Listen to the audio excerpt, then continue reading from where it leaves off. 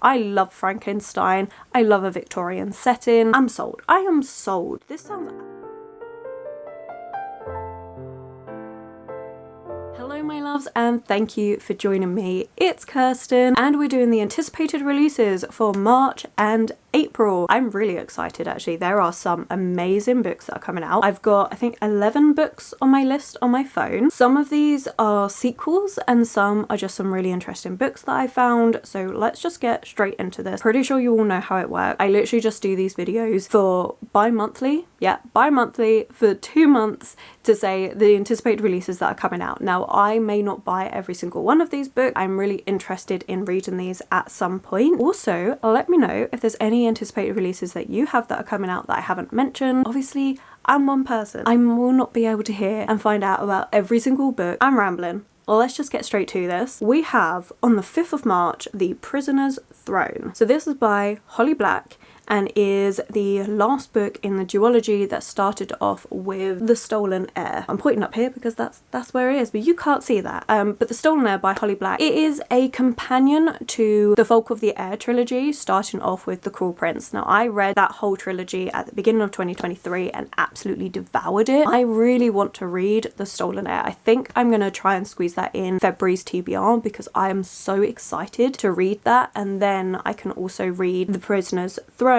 straight away if I want to. Now the first book, we're following Jude's brother, or is it, he's one of the main characters in the book. So Prince Oak is Jude's brother, but I think the perspective that we're actually following is from a girl that we met during the Folk of the Air trilogy who I was really intrigued by, and we're seeing it from her perspective, but it revolves around Jude's brother. Now Jude is the perspective of the Cruel Prince and everything that goes on with that, which if you don't even know what this trilogy is about, the first trilogy, then I'm sorry, I've done a terrible job of explaining, is a folklore inspired trilogy. All the fae creatures that are involved are from the original creepy. It's all about the fact that they can't lie, but that they are deceiving. They use the truth to twist things. They backstab, and they're not portrayed as like the beautiful, good-looking fae that we have come to know with a lot of fantasy romance. Instead, it is the more traditional, creepy-looking, monstrous fae of folk. So I really enjoyed it. I thought it was really good. I really liked the way she weaved in a lot of folklore into the story, and it was just done in such a good way. So I'm really, really excited to get back into this world. And even though it's like a companion thing, not everybody has enjoyed it, but I can't wait. I really enjoyed the Folk of the Air trilogy so much more than what I thought I was going to. So I cannot wait to read the second book. It has been on a couple of TBRs to vote and it's never actually won,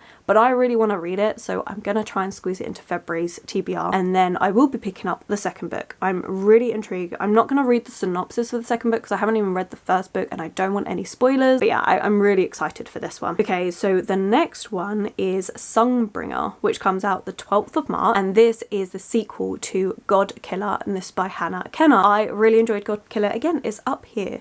It's on this shelf that you cannot see, but I really enjoyed God Killer. This is in a world where gods can be killed, and our gods are kind of seen as, well, they should be killed. They should be exterminated. Gods are really, really bad in this world. And you have our main character, I think her name's Kissin, who is a god killer. She's a world-renowned god killer. She goes around slaying all these gods until she comes across a god that she cannot kill because he's in this kind of weird symbiotic relationship with this girl, and she doesn't want to kill the girl, so she can't kill the god. You have multiple different perspectives. One of the perspectives is a retired soldier who is now trying to be a baker, and I really like his perspective and I really like the baking bits. It adds a nice bit of lightness to it. I really enjoyed the story, the representation that's included in here. Like, it was just a really good fantasy story that was also really easy to read. Now I know it's got some mixed reviews. It's like every book, not everyone is going to like it, but I really did. I really enjoyed this book. I really enjoyed the concept of it all, and it was such a nice self-contained story. It does end in a way where you can see the plot is going to be built upon. So I'm really excited for this second book. I think I've pre-ordered this one, so I'm really looking forward to getting my hands on that. I don't know how long this series is going to be, but yeah, so that's 12th of March. Really looking forward to it. I really like the cover of this one, and I just think it's going to be really interesting. I like this concept of how we interact with the gods and also how the gods are made. That is all based on our beliefs, and the stronger we believe in something, the more we manifest this god into creation, which I just find really, really fascinating. I think it's really, really interesting. Also on the 12th of March, we have All of Our Yesterdays, which this one is an interesting one for me because I think it's going to be more historical fiction, or have I got this wrong? So this one is by Joelle H. Morris, and it's a novel about Lady Macbeth, which is the reason why I'm interested in it, because I love Macbeth by Shakespeare. Like, the play, fantastic, one of my favorite plays by him. I really, really enjoyed it. Confused on the date of this one. Yeah, so Goodreads is saying 12th of March, Amazon's saying April for deliveries, so I don't know exactly what the date's going on there. But this one I'm really intrigued by, but I think it's going to be more historical fiction than anything else. But what we're doing is we're following Lady Macbeth before the events of the Macbeth play. So it says here, Scotland, 11th century, born into a noble household and granddaughter of a forgotten Scottish king, a young girl carries the guilt of her mother's death and the weight of an unknowable prophecy. When she is married at 15 to the Mortimer of Moray, she experiences the violence of a sadistic husband, a kingdom constantly at war. To survive with her young son in a superstitious realm, she must rely on her own cunning and wit, especially when her husband's downfall inadvertently sets them free. Suspicious of the dark forces that may have led to her father's death, her son watches as his mother falls in love with the enigmatic Thane Macbeth. Now a woman of stature, Lady Macbeth confronts a world of masculine power and secures the protection for her family. But the coronation of King Duncan and the political manoeuvring of her cousin Macduff sets her on a tragic course, one where her success might mean embracing the very curse that haunts her and risking the child she loves. So I'm really intrigued to see how it's going to be done. Kind of reminds me a bit like Hamlet by Maggie O'Farrell, where we looked at Shakespeare and it's like a historical fiction, how Hamlet, the play Hamlet, was created. So I'm really intrigued by this. I really want to give it a try, but it is historical fiction, so I think it's going to be one that I will try at a later date. But I am really intrigued by this because I do love Macbeth. I really love the idea of making Lady Macbeth into a fully fictional character with a background and everything. I think it's going to be really interesting. So yeah, I do want to give this one a try. Okay, so then also on the 12th of March, we have a lot on 12th of March, although this is the last one. We have A Feather So Black, and this is by Lyra Celine. This is the first in the Fair Folk series, so I'm very intrigued by this. And honestly, it was finding out that it was a first in a series about folk that was like, ooh, I want to read that. It's based on a folklore story, which I have forgotten, and it's not on this synopsis. I found it somewhere and I was like, oh, I really like the idea of this. So I was like, okay, cool, we're gonna add that to the list. I haven't actually read the synopsis. We will do that together. So we have, in a kingdom where magic has been lost, Fear is a rare changeling left behind by the wicked fair folk when they stole the High Queen's daughter and retreated behind the locked gates of Tir Nagnog. I'm probably butchering the pronunciations, I apologise. Most people despise Fi for her fey blood, but the Queen raises her as a daughter and trains her to be a spy. Ooh. Meanwhile, the real princess, Elayla, is bound and cursed to become a swan by day and only returning to her true form at night. There's been lots of reimaginings done around this. You have is it the Swan Princess film? I was obsessed with that when I was younger, where you have someone that was cursed to be a swan and then could only return to her true form at night. Like, obsessed with that film. So I'm really intrigued to give this one a try. I just think it's going to be really interesting. I love folklore based stories. I really want to read more of them. I would love to do a whole video, kind of like how I did some video essay type things last year, where it was around dark academia books, vampire books. I would really like to do the same for folklore inspired tales because I love them. So I need to actually start reading more of these. So this one is definitely being added to the list. It just sounds really good.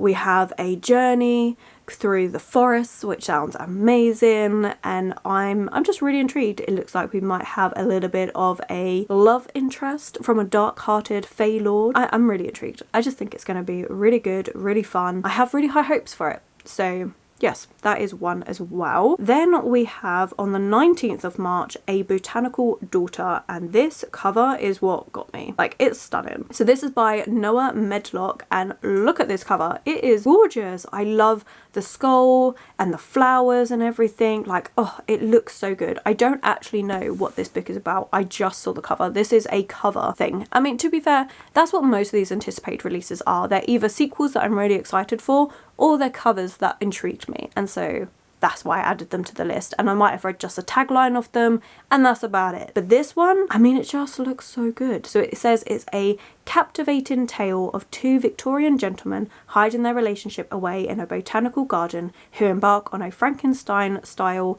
experiment with unexpected consequences. So that's already got me intrigued. I love Frankenstein. I love a Victorian setting. I'm sold. I am sold. This sounds absolutely freaking amazing. But it is an unusual thing to live in a botanical garden, but Simon and Gregor are an unusual pair of gentlemen. Hidden away in their glass sanctuary from the disapproving tattle of Victorian London, they are free to follow their interests without interference. For Simon, this means long hours in the dark basement workshop, work in his taxidermical art. Gregor's business is exotic plants, lucrative but harmless enough, until his latest acquisition, a strange fungus which shows signs of intellect beyond any plant he's seen, inspires him to attempt a masterwork, true intelligent life from plant matter. Sounds so good. This is really high up there in the books that I want to get. Looks amazing, sounds amazing. I'm really excited for this one. Okay, so then we have How to Solve Your Own Murder on the 26th of March. And this one I added to the list just because it sounds like it's going to be a really fun mystery. And I am always on the lookout for more cozy fun mysteries. So this one is by Kristen Perrin. It says it's for fans of the Thursday Murder Club, which I am a massive fan of that series, so I'm very excited. So we are following a fun mystery about a woman who spends her entire life trying to prevent her foretold murder, only to be proven right 60 years later when she is found dead in her sprawling country estate. Now it's up to her great niece to catch the killer. And I think we've got two different timelines going on, because we've got it's 1965 where we're following teenage Frances, who is the one that dies, where a fortune teller makes a bone-chilling prediction that one day she will be murdered, and then she spends her lifetime trying to solve a crime that hasn't happened, compiling dirt on every person who crosses her path in an event to prevent her own demise. But no one takes her seriously until, of course, she actually dies. And then we have the present day, which is why I think we're going to have the two timelines, and we're following Annie, who is the one that is going to try and solve everything. I think it's going to be really fun. I know it sounds really interesting and a nice take on it, especially considering you're trying to solve your own murder. It sounds a lot of fun, so I'm intrigued to give this one a try. Like I say, I'm always on the lookout for another murder mystery, and I actually really like this cover. I really like how simple and kind of striking it is. It reminds me of the covers that I'm collecting for the Agatha Christie book. I like that style of cover. But now we move on to April, and we start off with the 2nd of April, which is the reappearance of Rachel Price, and this is by Holly Jackson, so it's going to be an auto buy for me because I love Holly Jackson. She's the one that did the A Good Girl's Guide to Murder trilogy. She then also did a different thriller book. I don't know, I really like her books. I really enjoy them. They're really fun. They're always entertaining and gripping. And this one is going to be, I think, another separate thriller where we have a new true crime fueled mystery thriller about a girl determined to uncover the shocking truth about her missing mother while filming a documentary on the unsolved case. So I feel like we're going to have a bit of a mix between Five Survive, which was her thriller, and her murder mystery series. I'm really intrigued to see how that's all going to work, whether this is going to be a standalone, whether it's going to be a series again. I'm not sure. I also don't really want to know anything else beyond that tagline because of how much I enjoy Holly Jackson books. So yeah, I'm just going to leave it there. I'm really intrigued by this one. I really like Holly Jackson. I've enjoyed all of the books that she's done. I just think she's got a way of writing that really grips me, and I'm intrigued. Like when it was Five Survive, I read that in one night. I was absolutely loving it, and it was the perfect way to read it because that book takes place over one night. So that was amazing.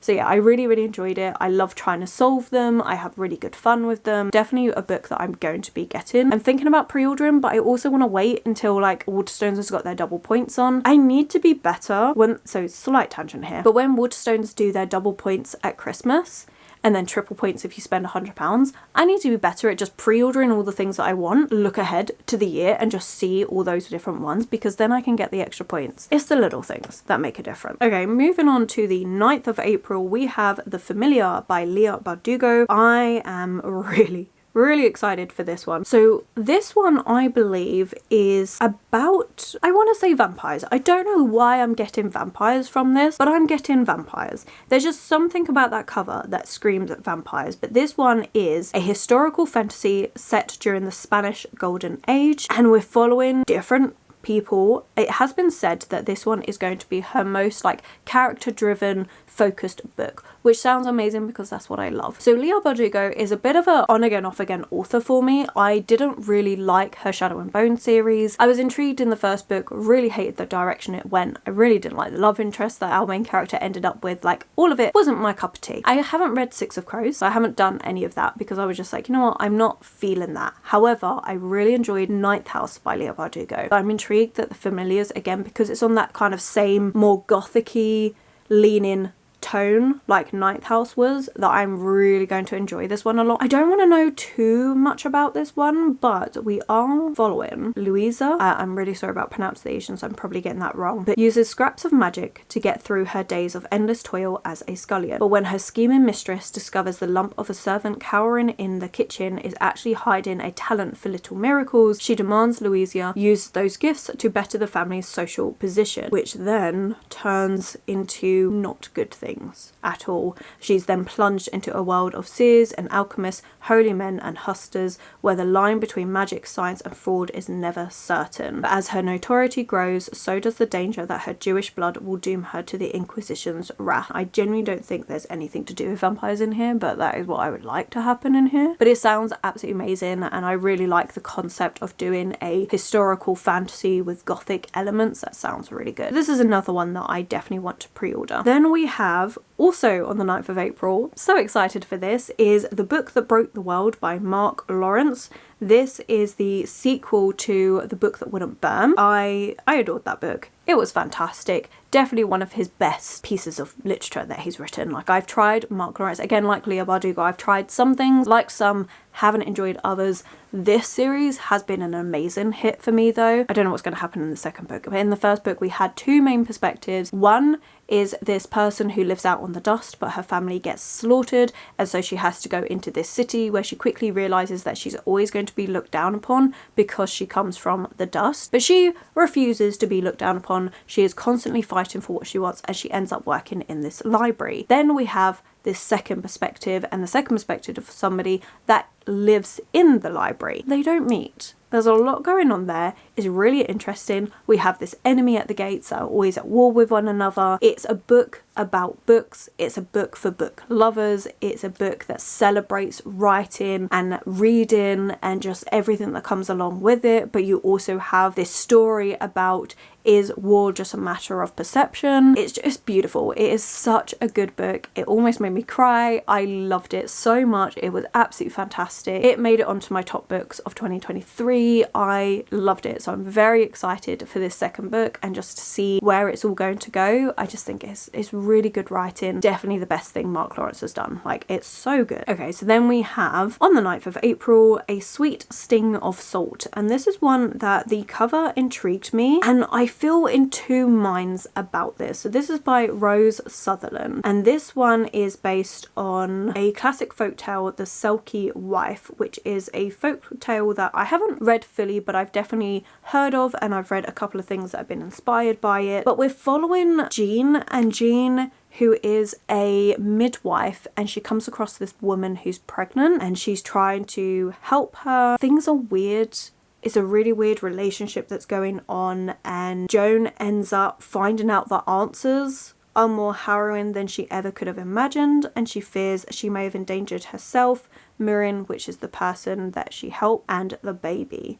Will she be able to put things right and save the woman she loves before it's too late, or will someone have to pay for Jean's actions with their life? Because Jean gets kind of entangled with the lady that she helped. So it is a sapphic romance. It's historical leaning. So I don't know how much I'm going to like this one, but I'm intrigued because it's a folklore inspired story, but because it's more historical leaning, I don't know how much the folklore is actually going to have an impact. I'm intrigued. I want to give it a try, but I think this is probably going to be one that I'll see if I can find on Kindle and go from there. It could be one that really surprises me. There is a lot of good reviews about this book. The review for me that was like, okay, I'm gonna give this a try, is, it says here, a gorgeous tale of sapphic yearning laced with a slow building sense of gothic dread. So I'm intrigued to give it a try just based on that. Okay, so then the final book for this is The One That Got Away with Murder on the 16th of April. Okay, this is by Trish Lundy, and this one I've had on my list for a little while and I don't know why. So we're just gonna read the synopsis on this one because I don't actually know. So it says at the bottom that this is an edge of your seat debut YA thriller about a teen who is forced to confront her past in order to catch a murderer before she ends up the next victim. Perfect for fans of Holly Jackson. That would be why it made it onto this list. Okay, so we've got Robbie and Trevor, who have a body count, the killer kind. Handsome and privileged, the Crestmont brothers have enough wealth to ensure they'll never be found of guilty. Wait, what? They'll never be found guilty of any wrongdoing, even if all of Happy Valley believes they're behind the deaths of their ex-girlfriends. First there was soccer star Victoria, Robbie's ex, who mysteriously drowned at the family's lake house. Then a year later, Trevor's girlfriend died of a suspicious overdose. But the Crestmonts aren't the only ones with secrets. Laura might be the new girl at school, but she's never been a good girl. With a dark past of her own, she's desperate for a fresh start, except when she starts a no-strings-attached relationship with Robbie, her chance is put in jeopardy. And then so Lauren is going to try and solve things. I enjoy YA murder mysteries. I'm not gonna lie, I really enjoy YA murder mysteries. They're really fun, they're really easy to read. They're not massive, like high stakes things like that, but they're just books that I enjoy solving and just have a good time with. So that sounds like it's going to be a good one as well. So again, this might be one that maybe if it's on like the Waterstones table of buy one get one half price, I'll probably pick it up then. And I'm always on the lookout for more YA murder mysteries. So with that being said, I have been talking for almost half an hour now, so thank you so much for watching. Please let me know, as I said, of any anticipated releases that you have, if you're intrigued by any of these, if you're going to be picking any of these up. I think I've got a nice mix here of sequels that I'm really excited for, but then also just some books that are going to be slightly outside my comfort zone but should have things that I will enjoy, like some of the more historical fiction leaning ones. I think it's going to be a good time. But anyway, that is going to be enough from me, so thank you so much for watching. I think for this one, let's put a shopping bag emoji, which I think is normally the emoji that I go for on this one. So if you made it this far, or if you just don't know what to comment, then please do leave a shopping bag emoji in the comments below, just so I know that you were here. I'm going to go. So thank you so much for watching. If you have enjoyed this video, then do consider giving it that thumbs up, subscribe and comment. That really helps the channel grow. My social media links and anyone I've mentioned will always be linked below for you. And I will of course catch you in the very next video.